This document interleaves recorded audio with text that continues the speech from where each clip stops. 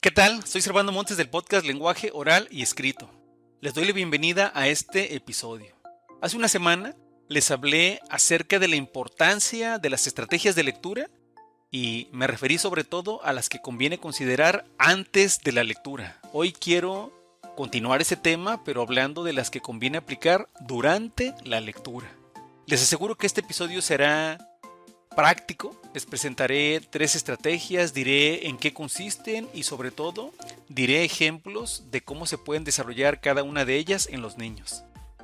Quiero empezar con la estrategia denominada anticipación. Primero porque se vincula directo con las 3 que ya hablé la semana pasada, que eran muestreo, predicción y activación de conocimientos previos. Que de hecho, aunque se les agrupe así en la etapa previa, de todas formas se recurre a ellas en el momento de leer. En segundo lugar, porque gracias a esas estrategias y la anticipación, podemos tener idea de qué trata un texto incluso sin leerlo. Vemos títulos, estructura, ilustraciones, acomodo. Recuerden esos experimentos en los que a unos niños se les muestran textos en idiomas distintos al suyo y lo reconocen, poema, noticia, cuento, receta de cocina, porque distinguen sus características. Y gracias a la anticipación, al seguir un texto, imaginamos qué palabra o idea viene después de leer un fragmento. Por ejemplo, en el cuento de Caperucita Roja, cuando leemos que la niña se distrae por el bosque viendo pajaritos y recogiendo flores. Esa es una anticipación. En este caso, un sustantivo plural. Pero también ocurre así cuando leemos un texto informativo.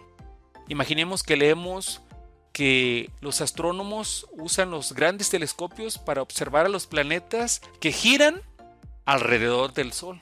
Esa es otra anticipación, aunque más elaborada. Implica un verbo, alrededor, una contracción gramatical del y el sustantivo Sol. Claro que a los niños no hay por qué explicarles nada de esto, ni que distinga entre anticipación léxico, semántica, ni sintáctica. No, ese es un saber específico para otro momento, en otras personas. Lo que hay que hacer es explicar las formas de desarrollar la capacidad de hacer anticipaciones. Les voy a dar algunos ejemplos. Una forma de desarrollar la anticipación es gracias a las imágenes.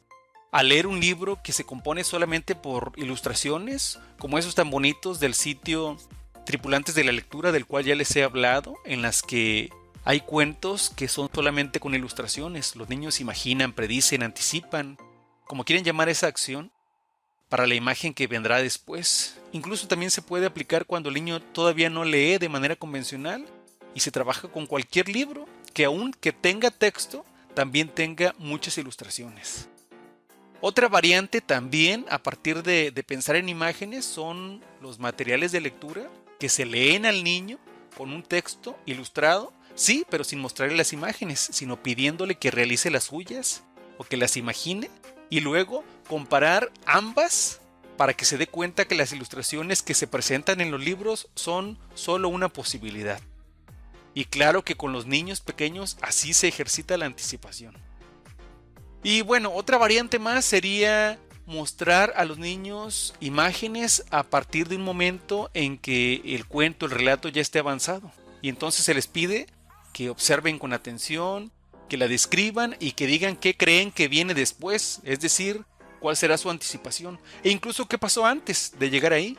Viene a mi mente una ilustración de los niños montados en una nube del libro Un brinco al cielo, que en donde deben decir, quizás estaba soñando, quizás va a ser un viaje por el mundo, ¿no? Esa es una anticipación. Pero no nada más se ejercita la anticipación y otras estrategias vinculadas por medio de imágenes, claro. También hay otros recursos, les voy a hablar de algunos. Por ejemplo, a través de la lectura de libros que se dirigen a los niños, que incluyen el recurso de la repetición. ¿Quién no recuerda aquel bonito cuento que venía en el famoso libro del perrito, Español Lecturas, llamado La casita del caracol? Donde un gusanito que no tenía casa iba en busca de una casita y tenía el mismo diálogo con todos los animalitos. Pájaros, hormiguitas. Hormiguita, no tengo casa, ¿me dejarías vivir contigo? Ardillita, no tengo casa, ¿me dejarías vivir contigo? Esto se repite en voz alta, señalando en el libro los niños con su lápiz o con el dedo y anticipan y le ganan al maestro. No recuerdo otro animalito del cuento, pero no lo sé. Ratoncito, yo no tengo casa. ¿Me dejarías vivir contigo? Así también leen y comprenden gracias a la anticipación. Otros recursos son el ritmo y la rima, como en las canciones infantiles. Saltan y vuelven a saltar, al bosque encantado quieren llegar. O de palabras que sirven para jugar. El coro del piojo y la pulga, tiro, lo tiro, liro, liro. Tiro, lo tiro, liro, la. En el libro aquel venían muchas, también en el actual de primer grado, que es el que estoy hablando. Vienen canciones como Doña Blanca está cubierta de, o No quiero oro, no quiero plata, o Jugaremos en el bosque mientras el lobo. En esos textos en que el niño pues debe anticipar lo que viene después, incluso los trabalenguas, ¿no? ¿Qué palabra viene después? Se parece ahí, se presenta de manera obvia.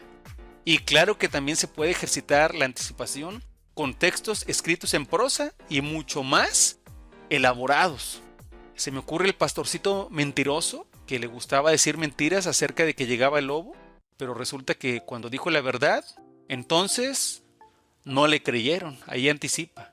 Lo importante de esta estrategia es recordar que conforme se conoce más el lenguaje escrito, se vuelve más lógico y frecuente anticipar, incluso de manera inconsciente, como ocurre con las estrategias. Una estrategia diferente que podría considerarse una derivación lógica de anticipar es la capacidad de confirmar y otra, corregir. Son mucho más fáciles de entender. Si lo que se pensó que vendría como anticipación es acertado, se confirma, en este caso lo del pastorcillo mentiroso. Se confirma que sí, como engaña, después ya nadie le cree. Eso se llama la confirmación. Pero ¿qué tal si lo que se dijo no es acertado? No sé, en el cuento del fantasma de Canterville de Oscar Wilde, donde se pudiera pensar al inicio del cuento que al haber una mancha de sangre en el suelo, las personas se van a asustar. Pero no es así, porque la señora Otis dice que son tonterías y va por un quitamanchas. Entonces aquí no se confirma, sino que se corrige o autocorrige. Y eso es algo que hacemos todo el tiempo cuando leemos. Confirmamos o autocorregimos.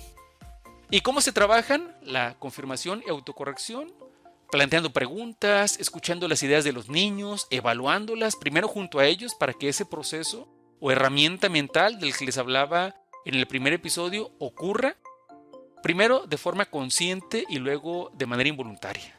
Ambas son muy importantes y no se deben pasar por alto, eso sí, porque como señala Isabel Solé, la lectura es un proceso de construcción lento y progresivo. No vamos a esperar que los alumnos aprendan con una vez que lo hacemos para siempre. Hay que practicarlo mucho. De ser posible siempre en las mejores condiciones, tanto en el trabajo uno a uno, cara a cara, o en el trabajo uno a un grupo, incluso en esta modalidad de trabajo a la distancia. Y bueno, aquí termino este episodio y si les parece, en el siguiente continuaremos con más sobre estrategias durante la lectura. Gracias por su atención, gracias por escuchar, descargar, comentar o compartir este o alguno de los episodios anteriores a través de las diferentes plataformas en que se encuentra, como Spotify, Amazon Music, iTunes, Google Podcast, Poderato e incluso YouTube. Soy Servando Montes del podcast Lenguaje Oral Escrito y primero Dios, nos vemos pronto.